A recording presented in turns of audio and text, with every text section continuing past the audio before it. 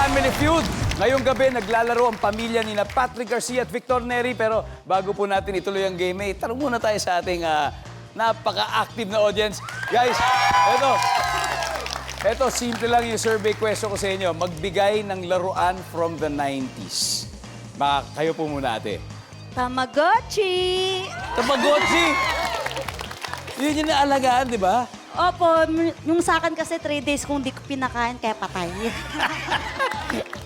Kayo po, ate. Brick game, sir. Brick game. Brick game po. Ikaw rin, ano ba mga laruan sa 90s? Siyempre sa akin, sir, Game Boy, sir. Nilalaro Game ko. Boy? Yes, sir. Nagpupuyat pa ako dati doon. Anong paborito mong laruan sa Game Super Boy? Mario, sir. Nako, Ayun pareho na. tayo.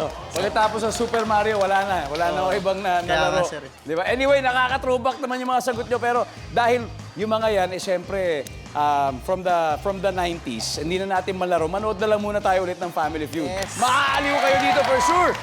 Kaya balik na tayo sa game. Leading po ang pamilya ni Victor Neri. Meron po silang 78 points. Now, the Garcia family has no points yet. Habol. Pero babawi. Habol. Round 2 pa lang naman. Kaya Nika and Rina, let's play round 2. Go!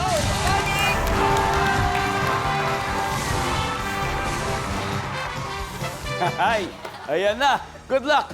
Etong tanong, top 6 answers are on the board.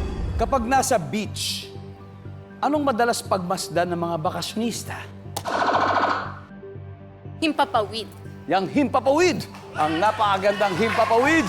Nandiyan kaya yan sa ating survey. Oh.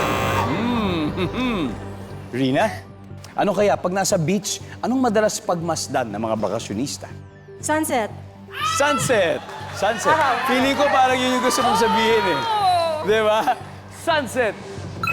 Yes. Rina, pass or play? Play. We're gonna play. All right, play again. Let's go. Merry family for round 2. Nika. Let's go, let's go. Kailan ba kayo ulit ng beach? Grabe, for pandemic pa. Before pandemic. Oh, time to go back. Time to go back. Kapag nasa beach, ano kaya madalas na pagmasdan ng mga bakasyonista? Mga sexing babae. Yon, sexing babae. Sabi niya, sexing babae, nandyan kaya sa survey yan. Very, very specific. We'll see. Pasok! Kaya kailangan specific. Ewa, kapag nasa beach, ano kaya madalas pagmasdan ng mga bakasyonista? Mga nagpa-parasailing.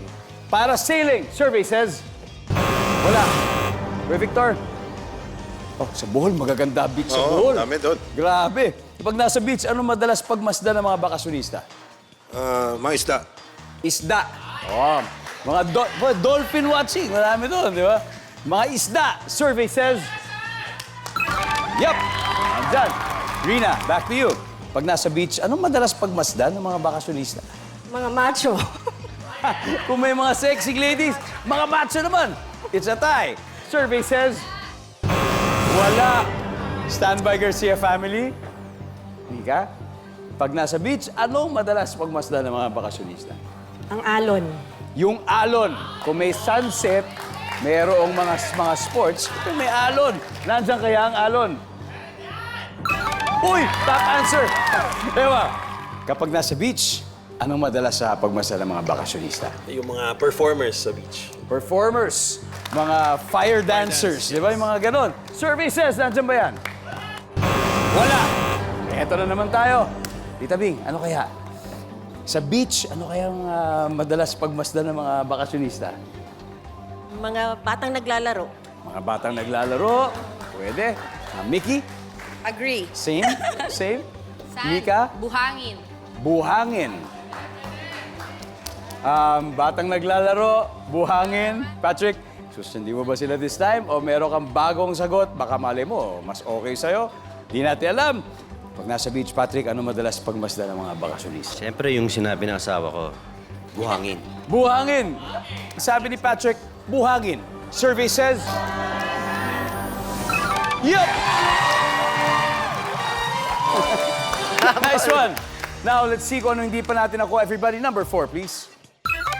Mga puno. Mga coconut trees. Anyway, neck and neck na ang labanan. May 80 points ang Garcia family habang Mary family has a steady 78 points.